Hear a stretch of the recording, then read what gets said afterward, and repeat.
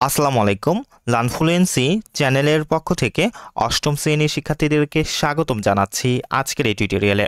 আজকে আমরা আলোচনা করব তোমাদের বিজ্ঞান বইয়ের একাদশ অধ্যায়ের অনুশীলনে তোমাদেরকে যে শূন্যস্থান পূরণ, সংক্ষিপ্ত প্রশ্ন, বহু নির্বাচনী প্রশ্ন সহ যে সৃজনশীল প্রশ্নগুলি দেওয়া হয়েছে, এই ক্লাসে আমরা সেগুলোর উত্তর করে ফেলবো। তো চলো আলোচনাটি শুরু করা যাক। শুরু করছি পরম করুণাময় মহান আল্লাহ তাআলার নামে।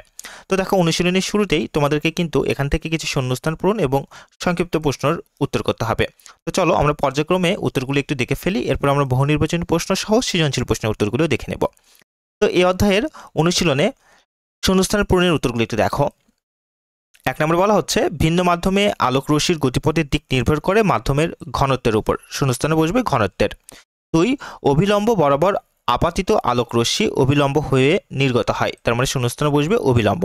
3, পূর্ণ অভ্যন্তরীণ প্রতিফলনে আপাতন কোণ সংকট কোণের চেয়ে বড়, তার মানে শূন্যস্থানে কিন্তু বসবে আপাতন। এরপর আমরা সংক্ষিপ্ত প্রশ্নের উত্তরগুলো একটু দেখি চলো। সংক্ষিপ্ত প্রশ্নের 1 নম্বর প্রশ্ন বলা হচ্ছে, আলো ভিন্ন মাধ্যমে গতিপথ পরিবর্তন করে কেন? উত্তর দেখো। আলো যখন এক স্বচ্ছ মাধ্যম থেকে অন্য স্বচ্ছ মাধ্যমে প্রবেশ করে তখন এটি তার গতিপথের দিক পরিবর্তন করে। আলোর এই দিক পরিবর্তনের ঘটনাকে আলোর প্রতিসরণ বলে। আমরা জানি আলো একটি নির্দিষ্ট স্বচ্ছ মাধ্যমে সরল রেখায় চলে, কিন্তু আলো যখন অন্য কোনো মাধ্যমে প্রবেশ করে তখন সাথে সাথে এটি মাধ্যমের ঘনত্ব অনুসারে এর দিক পরিবর্তন করে। এর ফলে আলো ভিন্ন মাধ্যমে এর গতিপথ পরিবর্তন করে।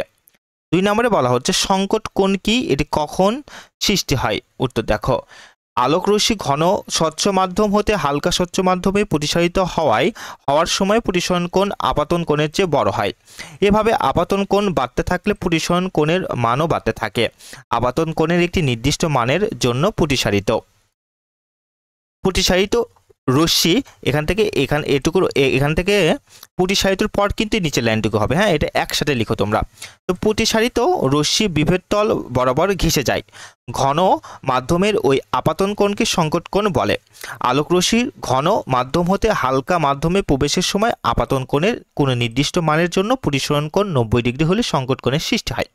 আশা করি উত্তরটি খুব সুন্দর করে বুঝতে পেরেছ। 3 নম্বরে বলা হচ্ছে, মানব চোখ ও ক্যামেরার অমিলগুলো কি কি? উত্তরটি দেখো। উত্তর, মানব চোখ ও ক্যামেরার অমিলগুলো নিচের ছকে দেখানো হলো।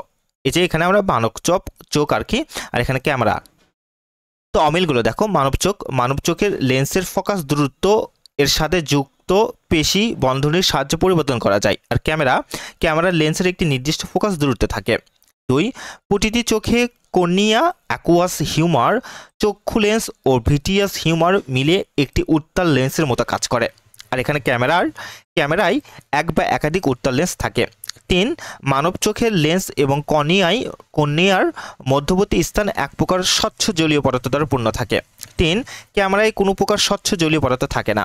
4, মানব চোখে আলোক সুবেদী অক্ষিপট থাকে। আর ক্যামেরায় আলোকচিত্রগ্রাহী প্লেট থাকে, তাই না?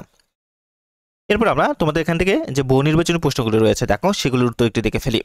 বহু নির্বাচনী প্রশ্নের 1 নম্বরে বলা হচ্ছে যে চোখের স্ট্রেট মণ্ডলের সামনের অংশকে কি বলে?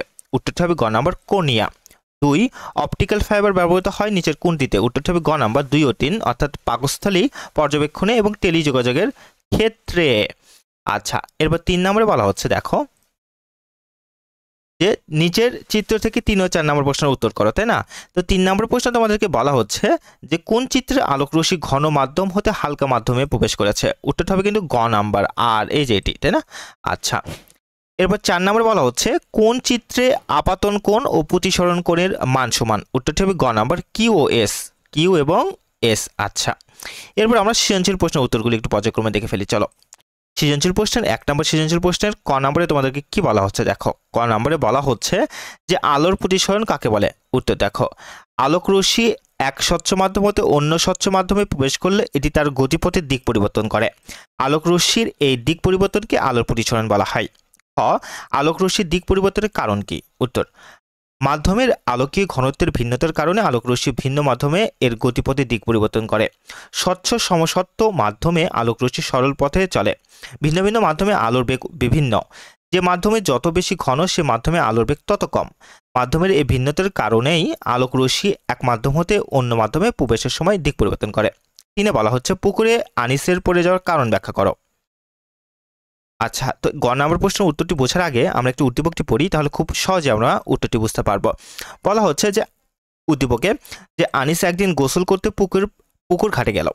সে পুকুরের স্বচ্ছ পানিতে দৃশ্যমান সিঁড়িতে পা রাখলো, কিন্তু সিঁড়িটি তার ধারণার চেয়ে নিচে থাকায় সে পড়ে গেল। অন্যদিকে তার ছোট ভাই পুকুরের সড়কি দিয়ে মাছ ধরতে গেল, কিন্তু সঠিক অবস্থানে সড়কি নিক্ষেপ না করায় সে মাছ ধরতে ব্যর্থ হলো। তো এখান থেকে ক নম্বর প্রশ্ন তোমাদেরকে বলা হচ্ছে যে পুকুরে আনিসের পড়ে যাওয়ার কারণ ব্যাখ্যা করো। উত্তর দেখো, আলোর প্রতিসরণের কারণে পুকুরের সিঁড়িটি তার প্রকৃত অবস্থান থেকে একটু উপরে দেখা যাওয়ার কারণে আনিস সঠিকভাবে তার পা রাখতে পারল না, এজন্য সে পুকুরে পড়ে গেল। নিচে বিষয়টি ব্যাখ্যা করা হলো। আনিস বায়ু মাধ্যমে ছিল, অন্য দিকে সিঁড়িটি পানি মাধ্যমে আছে, অর্থাৎ আনিস হালকা মাধ্যমে এবং সিঁড়িটি ঘন মাধ্যমে ছিল। আমরা জানি আলোক রশ্মি যখন হালকা মাধ্যম থেকে ঘন মাধ্যমে প্রবেশ করে তখন প্রতিসরণ রশ্মি অবিলম্বের দিকে সরে যায় এবং ঘন মাধ্যম হতে হালকা মাধ্যমে প্রবেশ করলে অবিলম্ব থেকে দূরে সরে যায়। এই যে চিত্র আমরা কিন্তু তোমাদেরকে এখানে দেখিয়ে দিয়েছি, চিত্রটি কিন্তু তোমরা সুন্দর করে একটু খাতায় লিখে ফেলতে পারো। আচ্ছা, তো এখান থেকে দেখো, এরপর এটার ব্যাখ্যা একটু দেখো। ধরি সিঁড়িটির অবস্থান এখন এক হতে নির্গত দুটি আলোক রশ্মি পানির মাধ্যমে এস এতে, দেখো তোমরা এখানে কিন্তু দেখতে পাচ্ছ এস, এই যে এখানে এস আছে এবং এখানে এ আছে, তাই না? তো এস এ এবং এস বি পথে চলে। বায়ু মাধ্যমে প্রবেশের পর দিক পরিবর্তন করে রশ্মি দুটি অবিলম্ব থেকে দূরে সরে এসি এবং বিডি পথে যায়, এসি এবং এই যে বিডি পথে যায় আর কি। এই এসি এবং বিডি রশ্মি দুটিকে পেছনের দিকে বাড়ালে তারা ও বিন্দুতে মিলিত হয়, অর্থাৎ বিন্দুতে উঠে এসেছে বলে মনে হয়। এক্ষেত্রে সিঁড়িটিকে তার প্রকৃত অবস্থান থেকে কিছুটা উপরে দেখা যায়। অতএব বলা যায় আনিস সিঁড়িটির প্রকৃত অবস্থানের পরিবর্তে দৃশ্যমান অবস্থায় পা রাখতে গিয়ে পড়ে গেল। ঘ নম্বরে বলা হচ্ছে তোমাদেরকে যে কি ধরনের কৌশল অবলম্বন করলে আনিসের ছোট ভাইয়ের মাছ শিকার করা সম্ভব হতো, যুক্তিসহ মতামত দাও। উত্তরটি দেখো, আনিসের ছোট ভাই মাছের দৃশ্যমান অবস্থানে সরকি না চালিয়ে দৃশ্যমান অবস্থার একটু নিচে সরকি চালালে মাছ শিকার করা সম্ভব হতো। আমার মতামত নিচে যুক্তিসহ উপস্থাপন করা হলো। আমরা জানি আলোক রশ্মি ঘন মাধ্যম হতে হালকা মাধ্যমে প্রবেশ করলে তা অবিলম্ব থেকে দূরে সরে যায় এবং হালকা মাধ্যম হতে ঘন মাধ্যমে প্রবেশ করলে তা অবিলম্বের দিকে সরে যায়।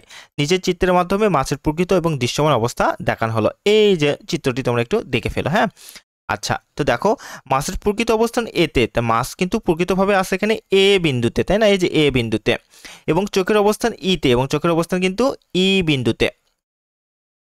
এ থেকে আলোক রশ্মি এ আর প্রতিসারিত হয়ে অর্থাৎ অভিলম্ব থেকে বেঁকে আনিসের ছোট ভাইয়ের চোখে পৌঁছায়। এ প্রতিসরিত রশ্মি ই আর কে পিছনের দিকে বর্ধিত করলে তা বি বিন্দুতে মিলিত হয়। এ চার বিন্দুই হবে, অর্থাৎ এ বি বিন্দুই হবে মাছের দৃশ্যমান অবস্থান, অর্থাৎ আনিসের ছোট ভাই মাছটিকে বি বিন্দুতে দেখতে পাবে, এখানে কিন্তু বি হবে। হ্যাঁ, অতএব ওপরের আলোচনা থেকে বলা যায় যে আনিসের ছোট ভাই বি বিন্দুতে সরকি না চালিয়ে থ্রি বিন্দুতে, না আচ্ছা, বি বিন্দুতে সরকি না চালিয়ে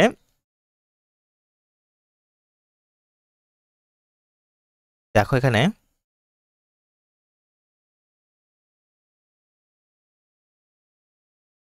এ বিন্দুতে, তাই তো? আচ্ছা, তো দেখো সরকি না চালিয়ে বি বিন্দুর একটু নিচে, এখানে বি লিখো তোমরা, বি বিন্দুর একটু নিচের দিকে সরকি চালালে মাছ শিকার করা সম্ভব হতো। এরপর আমরা 2 নম্বর সেঞ্চুরি প্রশ্নের উত্তরকে একটু দেখে ফেলি। চলো, 2 নম্বর সেঞ্চুরি প্রশ্নের ক নম্বরে বলা হচ্ছে যে পূর্ণ অভ্যন্তরীণ প্রতিফলন কাকে বলে। উত্তর দেখো, আলোক রশ্মি যখন ঘন মাধ্যম হতে হালকা মাধ্যমে ক্রান্তি কোণের চেয়ে বড় মানের কোণে আপতিত হয় তখন প্রতিসরণের পরিবর্তে আলোক রশ্মি সম্পূর্ণরূপে ঘন মাধ্যমের অভ্যন্তরে প্রতিফলনের সূত্র অনুযায়ী প্রতিফলিত হয়। এই ঘটনাকে পূর্ণ অভ্যন্তরীণ প্রতিফলন বলে। আর নম্বরে তোমাদেরকে বলা হচ্ছে যে অপটিক্যাল ফাইবার বলতে কি বোঝায়। অপটিক্যাল ফাইবার বলতে এক ধরনের খুব সরু কাঁচ তত্ত্বকে বোঝায় যা মানুষের চুলের মতো চিকন এবং নমনীয়। আলোক রশ্মিকে বহনের কাজে এটি ব্যবহৃত হয়। আলোক রশ্মি যখন এই কাঁচতন্ত্রের মধ্যে প্রবেশ করে তখন এর দেয়ালে পূর্ণ অভ্যন্তরীণ প্রতিফলন ঘটতে থাকে। এ প্রক্রিয়ায় চলতে থাকে আলোক রশ্মি কাঁচতন্ত্রের উপর প্রান্ত দিয়ে বের না হওয়া পর্যন্ত। চিকিৎসা, টেলিযোগাযোগ প্রভৃতি ক্ষেত্রে অপটিক্যাল ফাইবার ব্যবহার হয়। আরও রশ্মির গতিপথ চিত্র একে ব্যাখ্যা করো। এই যে আমরা এখানে চিত্র আঁকছি, তোমরা যদি একটু উদ্দীপকটি খেয়াল করো এখান থেকে 2 নম্বর প্রশ্নের জন্য। একটা কিন্তু আমরা এখানে উদ্দীপকে কিন্তু একটা চিত্র দেখতে পাচ্ছি, তাই না? তো এখান থেকে গ নম্বর প্রশ্ন করা হয়েছে যে আরও রশ্মির গতিপথ চিত্র এঁকে ব্যাখ্যা করো।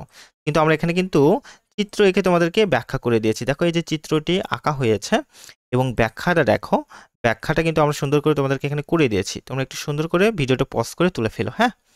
আচ্ছা, এরপর ঘ নম্বর প্রশ্ন তোমাদেরকে বলা হচ্ছে যে চিত্রে কোন রশ্মিটি সংকট কোণ তৈরি করে ব্যাখ্যা করো। এই যে দেখো চিত্রটি কিউ ও রশ্মি অভিলম্ব এন ও এন এর সাথে কোণ কিউ ও এন সংকট কোণ তৈরি করে। প্রথমত চিত্র হতে আমরা দেখতে পাই যে পি ও আপাতিত আলোকরশ্মি ঘন মাধ্যম হতে হালকা মাধ্যমে প্রবেশের সময় অভিলম্ব এন ও এন হতে দূরে সরে গেছে, যা প্রতিসারিত হয়ে ওপি আলোকরশ্মি হিসেবে বের হয়ে যায়। এরপর যখন আপাতন কোণ বৃদ্ধি করে আলোকরশ্মি কিউ ও পথে যায় তখন প্রতিসারিত রশ্মি ও কিউ পথে চলে যায়। চিত্রে ও কিউ রশ্মিটি বিভেদ তল বরাবর ঘেঁষে চলে গেছে। এক্ষেত্রে আপাতন কোণ জেড কিউ ও এনকে সংকট কোণ বলা হয়, কারণ আপাতন কোণের যে মানের জন্য প্রতিসারিত রশ্মি বিভেদ তল বরাবর ঘেঁষে যায় তাকে সংকট কোণ বলে। অতএব চিত্রে কিউ ও রশ্মি সংকট কোণ তৈরি করে। এই ছিল তোমাদের জন্য আজকের এই আলোচনাটি। ভিডিওটি ভালো লেগে থাকলে লাইক দেবে এবং অবশ্যই লার্ন ফ্লুয়েন্সি চ্যানেলটিকে সাবস্ক্রাইব করবে। ভালো থেকো, সুস্থ থেকো। আসসালামু আলাইকুম।